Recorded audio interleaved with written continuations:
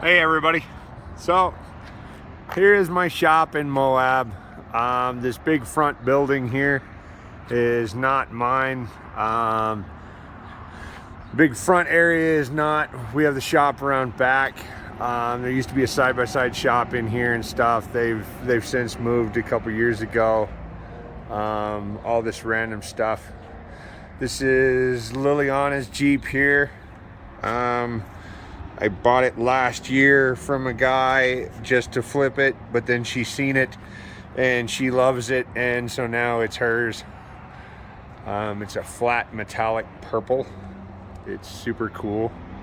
Anyway, so there's that. There's the old wrecker on the trailer, patiently waiting for a recovery. We've got a project here. We've got the buggy. This is my girlfriend Chris's Jeep. This is the Jeep formerly known as Glenn's. Some locals will get that joke. Anyway, so around here,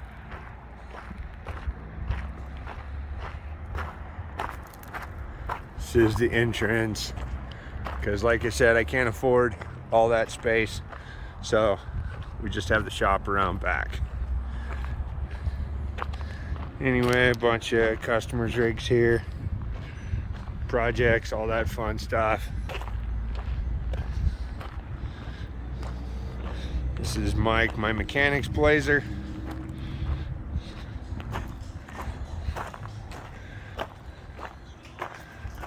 And then we've got good old Kenny in here. Yeah. The random parts and pieces and stuff and whatever. Randomness. And then into my super not clean shop.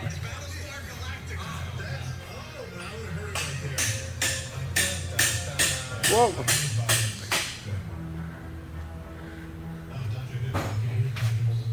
Smile Mike, you're on YouTube. Hi. All right. This is Mike. Say hi. Yeah. And then we've got, what are we doing? 1 ton swap on this YJ. Doing an Atlas, doing a bunch of stuff on it. What do we got here? What are we working on today? Steering? Steering. So we're getting the tie rod, drag link all put together here. All right. It's cooling down. It's too hot Right, now. right. Never thread Heim joints in on hot steel. Bad things happen.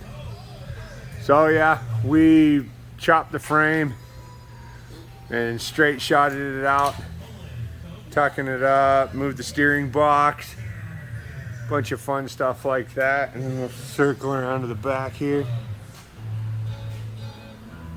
Stretch the back, went with a Sterling 10.5. The axles were supplied by the customer. Anyway,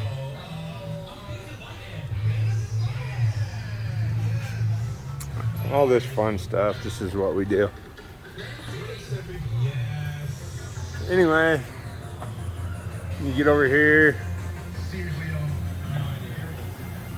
Done a bunch of work to this one, kind of streamlined the fenders on it.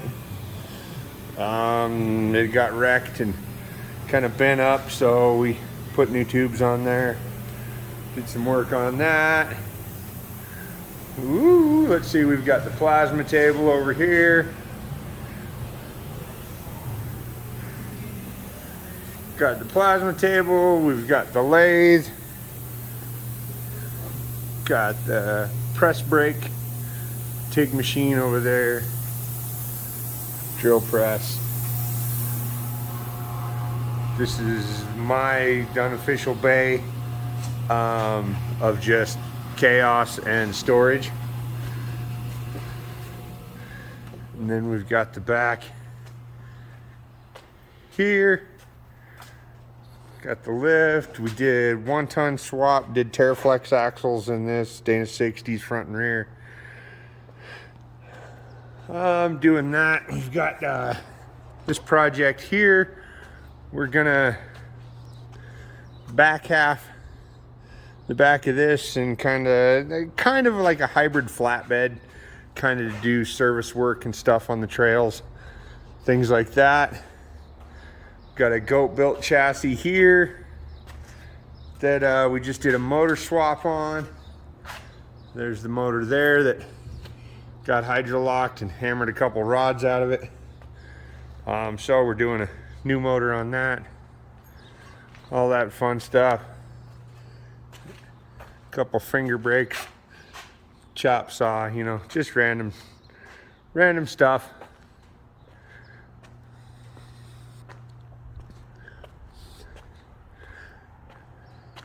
Then just more and more projects everywhere you look.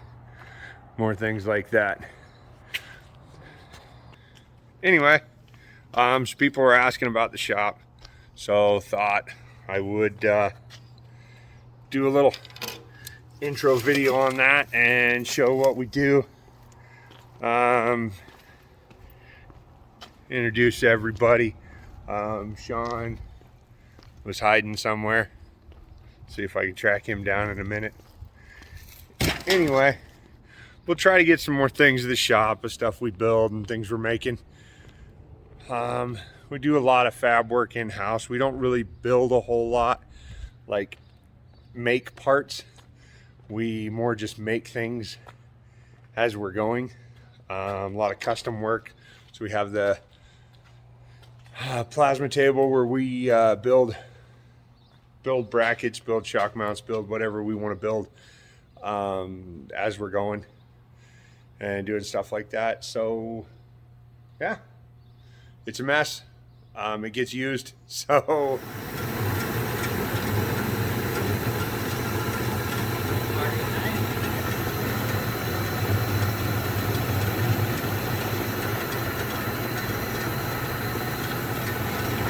have you cut back? Cut this way.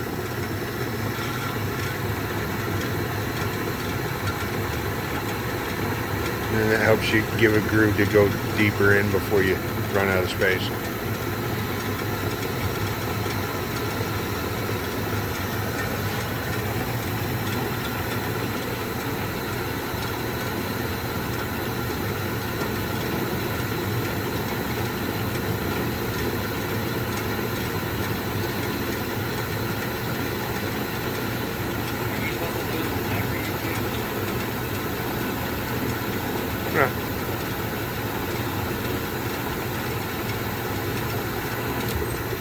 I mean, it's pretty weird. I mean, we are using safety glasses. Yeah. Should. Want me to show you how to do that, right? And we have Kenny in the background doing Kenny things.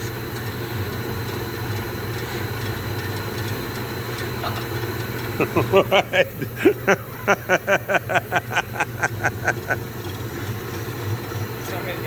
Sweet. There he is.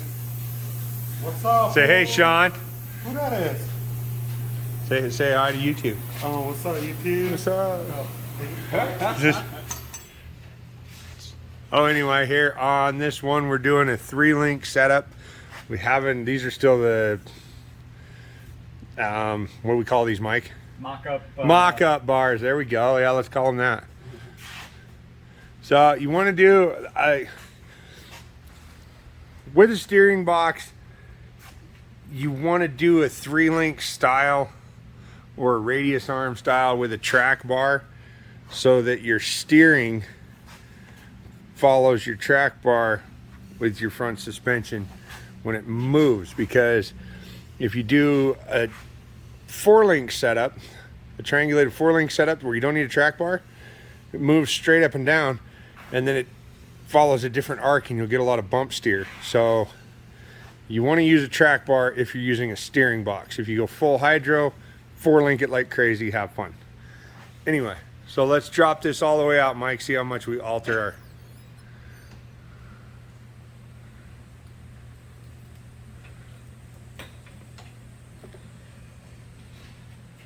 So yeah, that turned a couple degrees.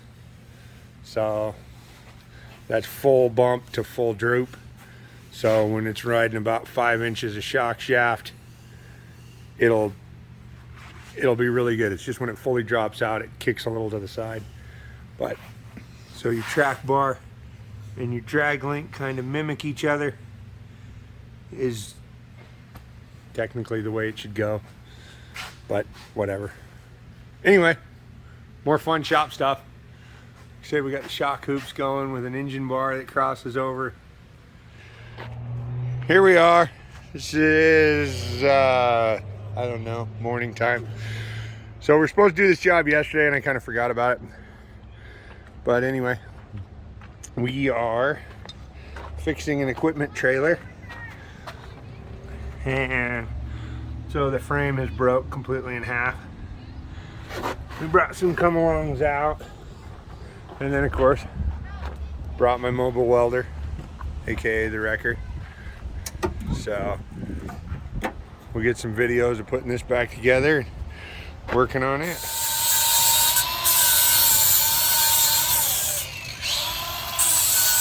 So we're gonna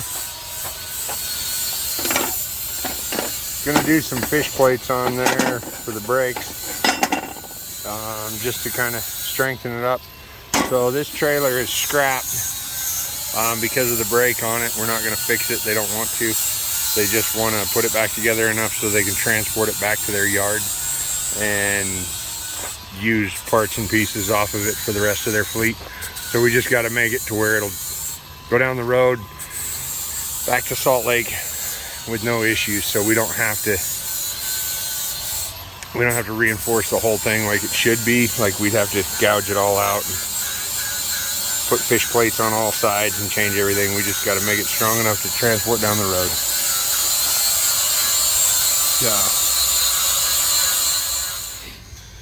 So I know I've touched on it before in some of my older videos, but so this is the alternator for the setup. This runs the welder and charges the batteries. So that setup ties into here, then operates this control box here that is my welder.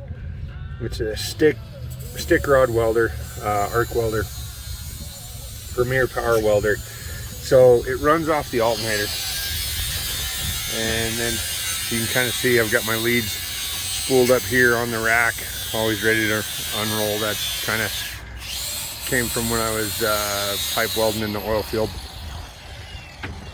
So anyway, yeah, I prefer this trail welder because it's not just a trail welder. This is a full-on welder. Like you can weld pipe with it, you can weld structural, you can weld stuff. Like it's not one of those suitcase welders where you can only weld as long as the battery's charged and stuff like that. This thing will weld and weld good, and that's kind of why I've chosen it and run it. Like I said, has its own specialized alternator. This is not just a normal alternator, off-the-shelf alternator. This Premier actually makes them, and it's got two sides. It's got the weld side and the battery charge side, so it does not charge the batteries while you're welding, which is why I don't run an electric fan. I mean, I've got enough battery power on here to run it for quite a while without needing the battery to charge, but it just, like I said, it's one of the best, it's the best, I think, for trail welding and normal welding and doing all that stuff. And of course there's the old big block running it. Anyway, there you go.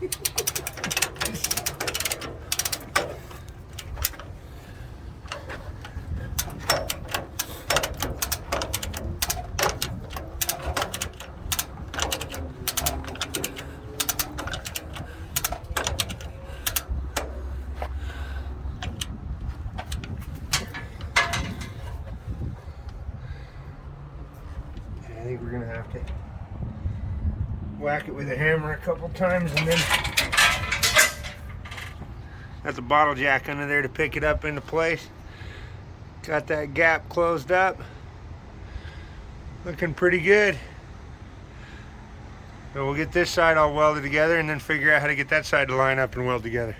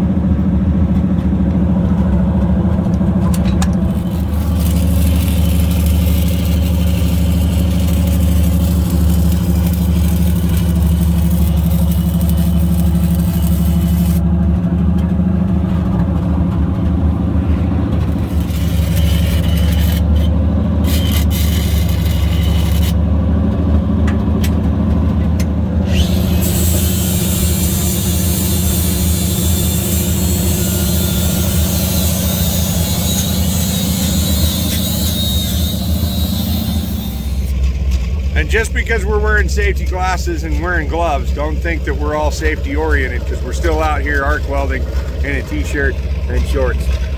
So we're staying focused on our OSHA violations. So.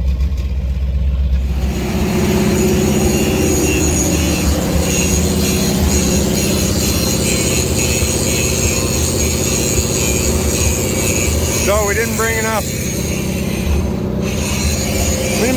batteries.